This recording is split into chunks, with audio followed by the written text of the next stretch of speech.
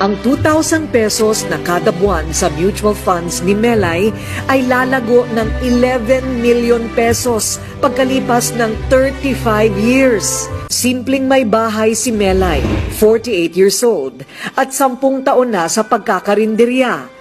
Mula noon, nagtabi siya ng 67 pesos kada araw. At makalipas ang 10 taon, nakapag-ipon si Aling Melay ng 420,740 pesos. Masipag, matipid, at masinop si Melay. Inilaan ni Melay ang kanyang naipon sa tamang pag-i-invest, kumuha ng long-term care, life insurance at educational savings para sa kanyang 3 anak. At nahikayat din bumili ng shares sa stocks at mutual funds para daw ito sa kinabukasan ng kanyang pamilya.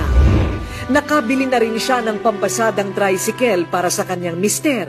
Po, nung nawalaan yung trabaho ng asawa ko, may kunting naipon man ako, kaya nagluluto na lang ako sa karinderya. Sa awa po ng Diyos, okay naman ang kita niya. Natatakot po ako kasi baka masayang po ang pinagpaguran ko. Kaya po, nag-invest ako ng tama. Sa mga ganitong sitwasyon, kailangan natin ng mga taong magtuturo ng paraan na makaahon at magkaroon ng bagong